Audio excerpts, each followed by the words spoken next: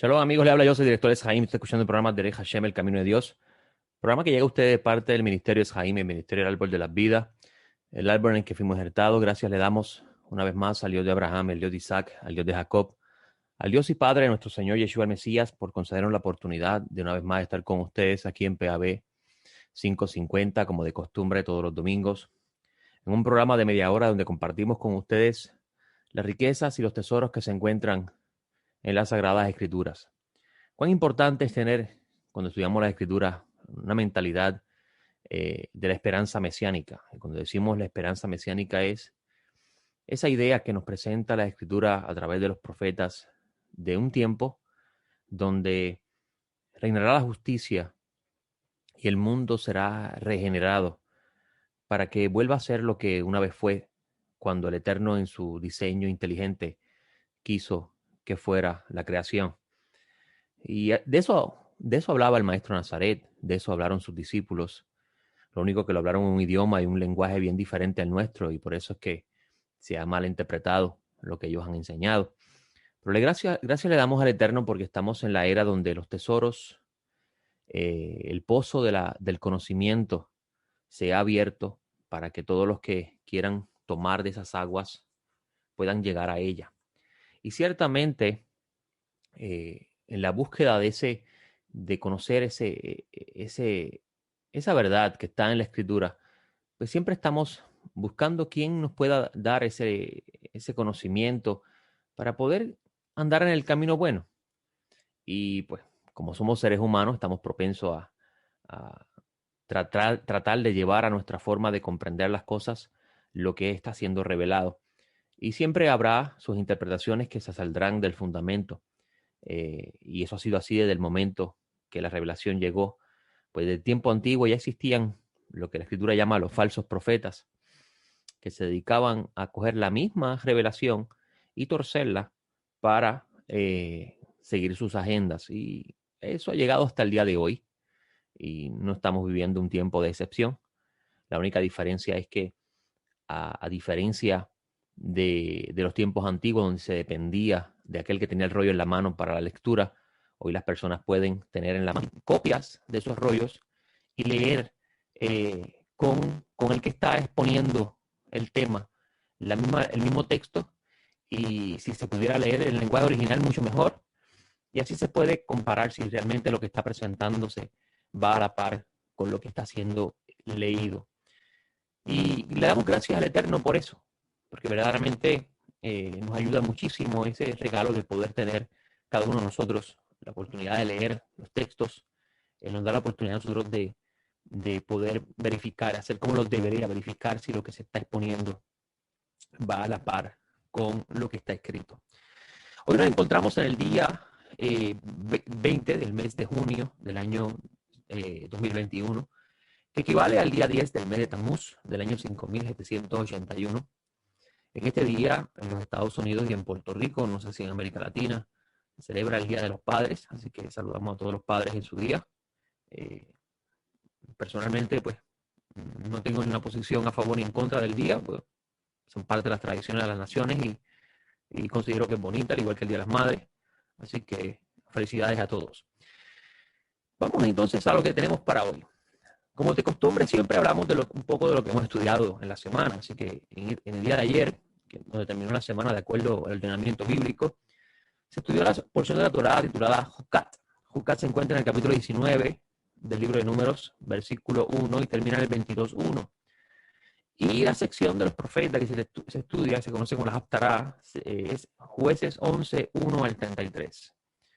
En la porción Jucat hay varios temas interesantes, pero creo que los primordiales son el estatuto de la vaca alazana, la pará adumá en hebreo, que es una vaca completamente colorada, cuyo ritual se utilizaba para la purificación de aquel que tuviera contacto con cadáver, contacto con la muerte. La persona no podía entrar al campamento de los santos si había tenido contacto con la muerte, es decir, con un cadáver de alguna forma, sea cadáver de animal o sea cadáver de humano. Y ese ritual es un ritual bien misterioso, porque ¿cómo es posible que unas cenizas de una vaca mezcladas con agua se le rocíe a las personas que están siendo, que han tenido contacto con cadáver, sean purificadas. Y lo más interesante es que el texto dice que el que está efectuando la purificación se impurifica, es decir, que el que está cargando las cenizas en el agua y lanza sobre las personas impuras por contacto de muerte, se impurifica, y el que las recibe se purifica. Algo bien contradictorio a nuestra mente, ¿verdad? Y a veces nos enfocamos en esos rituales para poder entender cuál es el fin de todo esto, pero tenemos que entender que la escritura está escrita en un idioma bien diferente al nuestro, una forma de pensamiento bien diferente al nuestro, y a una generación bien diferente a nuestra generación. Y las cosas que el Eterno revela en ellas tiene como propósito presentar ideas fundamentales que están relacionadas a lo que al principio se habla en el libro. Incluso la misma escritura dice que el Eterno dice el final del principio, y por consiguiente, cuando estudiamos el principio del libro, que son los primeros capítulos que usted tiene en su Biblia llamada el Pentateuco, usted va a entender muchas cosas de las que se van a estar desarrollando y el porqué de ellas en la escritura. Y entre ellas está la pregunta de por qué el santo, bendito sea, no quiere que dentro del espacio de la santidad habite la muerte. ¿Qué tiene la muerte que el Eterno la repele? No la desea dentro de su espacio sagrado. Pues recuerden aquel que tenía contacto con ese cadáver, aquel de los israelitas, porque el texto está escrito para los israelitas, el pacto de los israelitas, que tenía contacto con un cadáver, no podía estar dentro del campamento que el Eterno llamaba el campamento de los santos. La congregación, en el lenguaje en el lenguaje griego, la iglesia, porque la iglesia existe desde el tiempo del Sinaí, ¿yo? ¿Y por qué el Eterno a los campamentos de los santos no le permite accesar, o una vez que salen del campamento, accesar al campamento si habían tenido contacto con la muerte? ¿Qué tiene la muerte que afecta la espera, el espacio de la Kedusha, la santidad? Y la respuesta a esto se encuentra cuando entendemos el principio del libro. En el principio del libro vemos que el Eterno crea todas las cosas y las llama buenas, y entre ellas crea al humano. Y el humano no fue creado para morir. Es decir, que cuando Dios insufló dentro de esta vasija de barro, que en el lenguaje bíblico que llamamos cuerpo, insufló Nishmat Haim, aliento de vida, esto que usted llama cuerpo se encendió, vino a existir, vino a tener vida, vino a tener movilidad, vino a tener función. En el lenguaje de los rabinos, el cuerpo existe para que el alma se pueda mover en este mundo. Obviamente nosotros hemos escuchado por mucho tiempo, de acuerdo a la tradición religiosa que existe hasta el día de hoy, que todos nosotros somos almas viviendo dentro de un cuerpo, pero la Biblia no enseña eso. La Biblia enseña que un ser humano tiene un cuerpo, tiene un alma, y la unión de ambos crea la conciencia humana, lo que se conoce como el espíritu del hombre, en el lenguaje bíblico. Y no es, sin el alma, el cuerpo humano no tiene función, no existe, no tiene razón de ser. Entonces la pregunta que debemos hacernos es, ¿cómo es posible que una creación que fue hecha para perfecta, buena, como dice la escritura al principio, que dice al final del capítulo 1, principio del 2, que el Eterno vio todo lo que hizo y lo vio muy bueno? Y recuerden que eso, dice la escritura que eso lo dice él en el séptimo día de la creación, donde ya en el sexto día había creado al ser humano. Quiere decir que el ser humano pertenecía a eso que el Eterno, pertenece a eso que el Eterno llama bueno. Y las cosas que fueron creadas no fueron creadas para que se deteriorasen o se destruyesen, al contrario, se crearon para que sirviesen la función por la cual fueron creadas, y a la misma vez pudiesen disfrutar del bien que el Eterno había otorgado. Por eso vas a encontrar la literatura bíblica que se va a hablar en los profetas, en el libro de Proverbios. David va también a hablar sobre eso, el maestro Nazaret va a mencionarlo, Pablo de Tarso también lo va a mencionar en otro idioma, y es que el mundo fue hecho para los justos. El mundo fue creado para aquellos que practican el bien, que hacen lo correcto. El mundo fue creado para aquellos que siguen, imitan la imagen divina.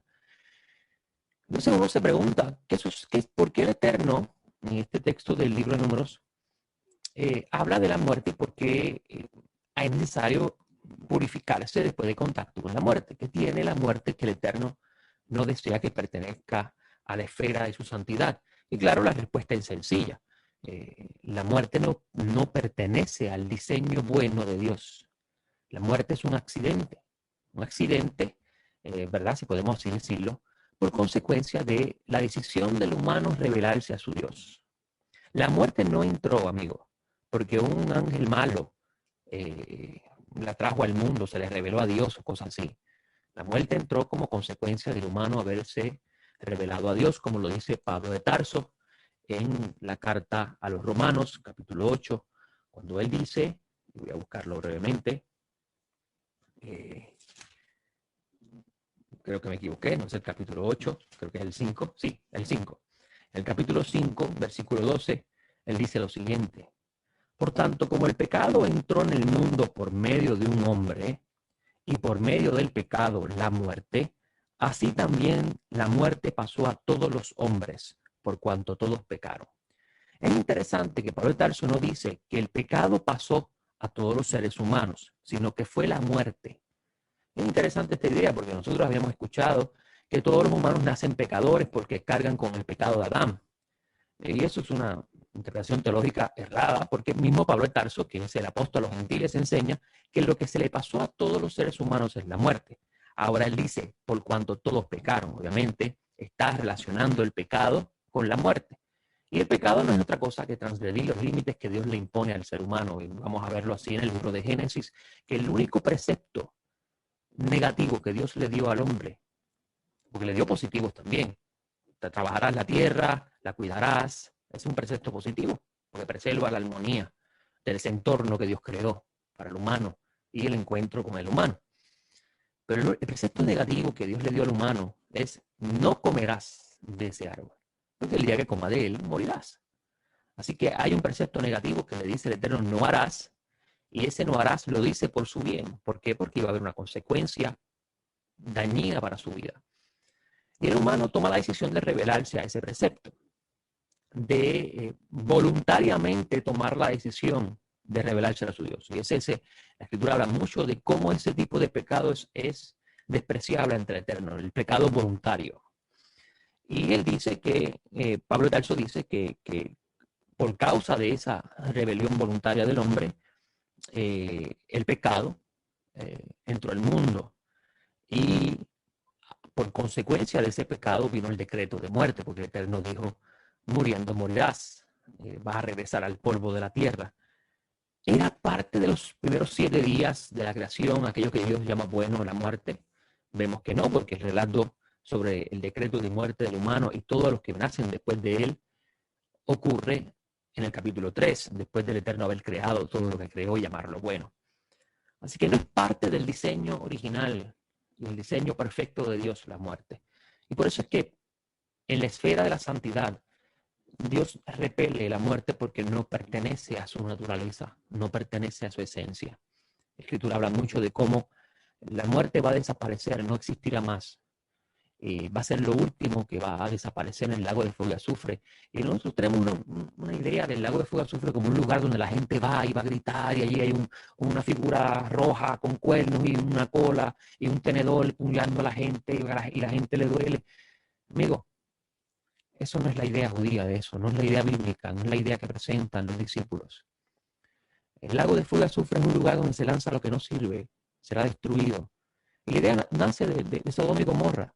Cuando dice la Escritura que el Eterno destruyó a Sodoma y Gomorra, de los Shamay, de los cielos, salió fuego con azufre. Y ese fuego con azufre consumió todo el lugar de la ciudad y no quedó rastro alguno de esa ciudad. Todavía incluso la arqueología dice que en esa área lo que hay es una montaña grande de azufre mezclada con arena, pero que no hay forma de encontrar evidencia de vida allí, como figuras de barro, cosas así. Y eso es bien interesante porque con esa idea es que el Eterno luego se va a desarrollar la idea del lago de fuego y azufre como un lugar donde se va a lanzar lo que no sirve y será destruido. Y cuando usted lee el libro de Revelaciones, te va a encontrar que todo lo que va a ser lanzado allí va a perder su función. Van a ser lanzados allí los humanos que se les revelan al reino mesiánico al final de los 1000 años del Mesías. Van a ser lanzados allí el ángel que Dios creó para hacer la función del mal dentro del mundo que creó para que existiese el libre albedrío, es importante. va a ser lanzado allí los otros ángeles que trabajan con él en esa función. Yo le llamo el plan de retiro de ellos, porque ellos fueron creados por una función. Ellos no son rebeldes como nosotros pensamos en nuestra teología, sino que son más obedientes que nosotros. Pero ¿acaso el Eterno no le dice cosas al Satán de acuerdo a la Escritura y él las hace? También van a ser lanzados allí la muerte, porque perderá su función, dejará de existir. Ahora, la muerte fue el decreto. Es el decreto divino por consecuencia de la rebelión voluntaria del humano. Entonces debemos hacernos la pregunta cuando leemos el libro de Revelaciones, creo que es el capítulo 20, donde habla de lanzarse la muerte al lago de fuego y azufre, una forma de extinguirlo, que no exista más. Debemos hacernos la pregunta de ¿por qué será lanzado al lago de fuego y azufre la muerte? ¿Qué ocurrirá al finalizar el reino del Mesías de 1000 años? ¿Qué ocurrirá, el reino mesiánico? ¿Qué ocurrirá para que el Eterno lance la muerte a la extinción? Y la respuesta está al ver en el texto mismo. Vamos a buscarlo brevemente. Permíteme marcar aquí la página donde está la parashá, porque hay otra cosa adicional que quiero compartir hoy si el tiempo me da. La respuesta está en el mismo texto cuando analizamos los capítulos anteriores, los versículos anteriores. Y es que hay algo bien misterioso en la era mesiánica que nos llama muchísimo la atención. Y es que nosotros esperamos al Mesías, creemos con perfecta fe que Yeshua es el Mesías, a quien usted conoce como Jesús, pero su nombre era Yeshua, o realmente Yehoshua. Yehoshua es hebreo y Yeshua es arameo. Nosotros esperamos el retorno de él, porque así nos fue enseñado por los apóstoles, y nosotros respetamos la doctrina de los apóstoles, porque si nos llamamos discípulos del Mesías, tenemos que respetar la enseñanza de aquellos que él puso en autoridad. Y creemos con perfecta fe de que el Eterno, el Dios de Abraham, Isaac y Jacob, levantó a un descendiente de David de entre los muertos y le dio la corona del reinado y le dio también la corona de la vida eterna, es decir, de la inmortalidad, donde en su resurrección se convierte él el primero en los que habrían de gozar de ese regalo divino y se convierte en el modelo de aquellos que desean también gozar de ese regalo divino. Recordemos que el Mesías obedeció al Creador hasta el día de su muerte. Y nosotros debemos ser también iguales, si queremos ser sus discípulos, ¿yo? Y si creemos con perfecta fe en la resurrección de los muertos, que incluso Pablo Tarso cuando le enseña a los gentiles, él le dice, si confiesas con tu boca que Yeshua es el Señor y que Dios lo resucitó de entre los muertos, serás salvo. O sea que hay que creer que Yeshua es el amo, eso es lo que significa Señor. Y obviamente Pablo está hablando a un grupo de personas que vivían bajo el Imperio Romano, donde el César se llamaba a sí mismo el Señor, el Salvador, el benefactor. Y Pablo de Tarso dice, no es César. Es este judío que clavaron un madero, que se humilló y lo despreciaron. El Eterno lo hizo Señor de todo. Este es el benefactor, este es el que puede concederte la vida, no César. Y si crees que Dios lo levantó entre los muertos, es decir, que Dios le otorgó la inmortalidad, también vas a participar de eso, porque hay que creer en la resurrección de los muertos. Pues imagínense, si usted se muere creyendo en esto y no hay resurrección de los muertos, pues de nada sirve la predicación de la fe. Y nosotros creemos, nosotros creemos con perfecta fe en la resurrección de los muertos. Y creemos que el Mesías vendrá, que regresará. Y Dios en revelaciones testifica que el Mesías aparecerá, que vendrá en un tiempo como en los días de Noé, donde las personas van a estar viviendo como si nada fuera a suceder, como si todo sigue igual, nada va a cambiar. Y la venida del Mesías vendrá como un rayo, alumbra el cielo. En otras palabras, hay mucha nube, y si hay mucha nube, el sol se oculta, no se ve.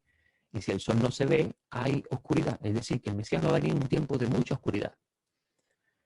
Y dice que la aparición del Mesías será algo repentino. Por eso es que él habla de la importancia de estar listo para cualquier momento él aparezca. Y cuando él regrese, él no va a regresar para venir a buscar unas personas y llevárselas al cielo y que se queden en el cielo para siempre o 7 años, dependiendo de la teología que usted haya escuchado. Él viene a regresar a establecer el reino de Dios en la tierra, que significa el dominio divino. Eso es parte de la oración que el maestro enseña. Venga tu reino, hágase tu voluntad en la tierra, como lo es en el cielo. O sea que si usted le pide todos los días al Eterno que venga a su reino, está diciendo que venga el Mesías y que se haga su voluntad en la tierra, que el Mesías vendrá a hacer la voluntad de Dios en la tierra. Y cuando Él hace su aparición, Él viene a establecer el dominio de Dios en la tierra, donde reina la justicia y el derecho, como dice el Salmo 89, si la memoria no falla. El fundamento de su trono es la justicia y el derecho. Viene a establecer la justicia y el derecho en un mundo actual que la justicia y el derecho no gobierna. Gobiernan los intereses. Y la justicia funciona de acuerdo al interés que está siendo amenazado. En el gobierno divino eso no es así. Pero es interesante notar que en el libro de Revelaciones dice que Él va a tener un reinado de 1000 años, donde en ese reino, en ese gobierno, estarán también las naciones, estarán también el pueblo de Israel, que es llamado el campamento de los santos en el texto bíblico. Y es interesante notar que el texto de Revelaciones dice que esa figura que hace la función de seducir a los seres humanos para que en el ejercicio del libre albedrío decidan o no hacer lo bueno o lo malo, será otra vez soltada. Y que otra vez vendría la seducción como Adán vivió al principio. Y muchos van a escuchar esa seducción. La seducción sería: rompamos sus ligaduras, las ligaduras entre el Eterno y el Mesías. Hagamos una rebelión. No queremos el dominio, este gobierno. Y dice la Escritura que descenderá fuego, lo destruirá. Y que después que eso ocurra, entonces la muerte se desaparecerá. O sea, que podemos entonces preliminarmente decir que la muerte es el decreto divino existente para aquellos que desde su interior siempre se rebelan contra el Creador. Por eso es que dicen: lo justo vivirá para siempre. Porque los justos son aquellos que hacen la voluntad de Dios. Incluso el mismo maestro dice: mi hermano y mi madre son aquellos que hacen la voluntad de mi Padre que está en los cielos. No es aquellos que me dicen Señor, Señor, sino aquellos que hacen la voluntad de mi Padre. Interesante, ¿no? Y le dice a ellos: apartados de mí, hacedores de maldad. La muerte fue hecha para los seres humanos que atentan contra el orden divino de todas las cosas. La muerte no fue hecha para aquellos que procuran hacer lo bueno.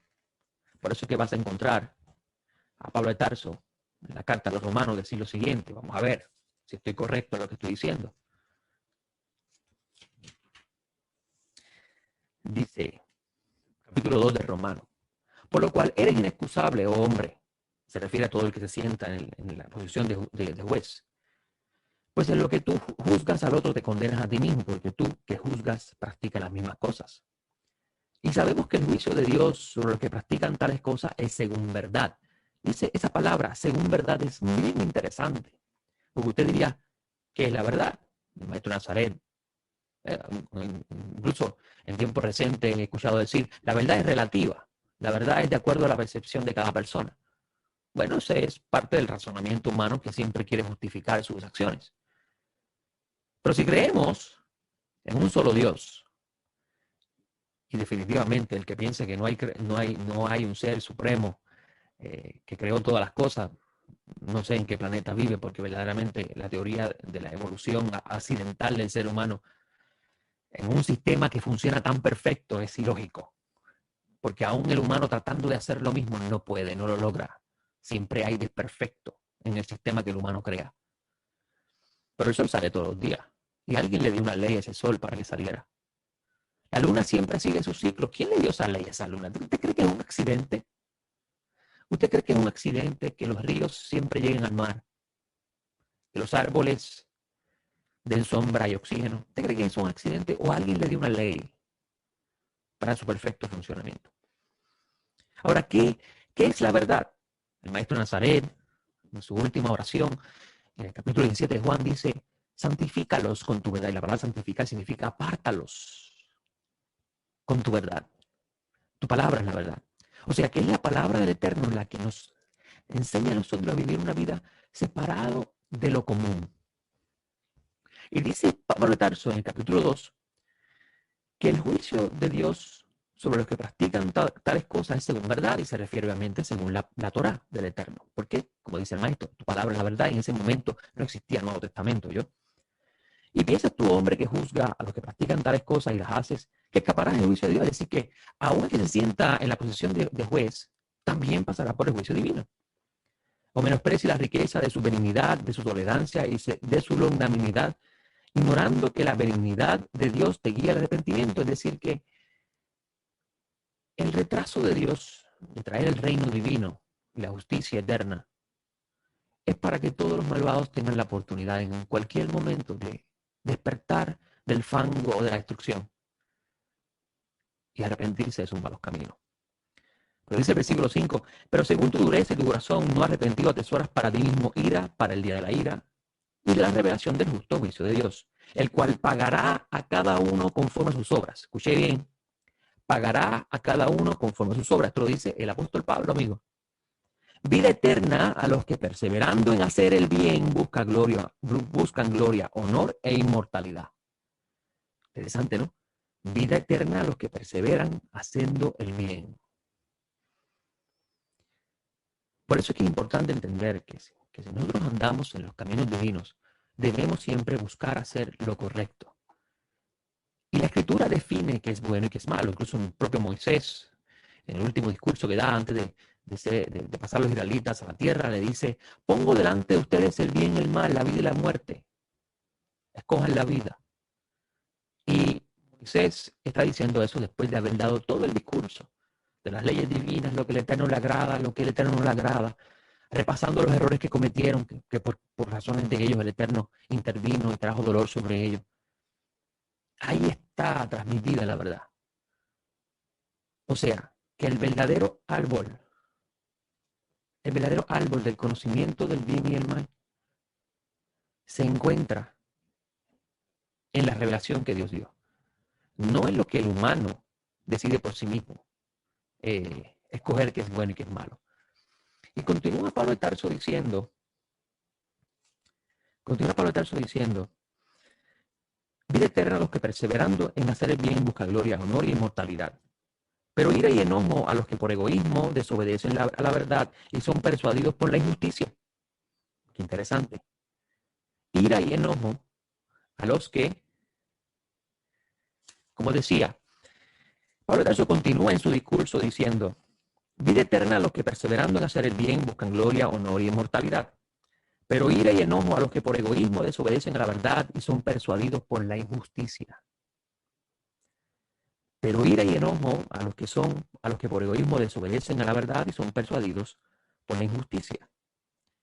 Tribulación y angustia sobre el alma de todo hombre que obra lo malo, del judío primeramente y también del griego, pero gloria, honor y paz a todo el que obra lo bueno, al judío primeramente y también al griego, porque el Eterno no hace acepción de personas.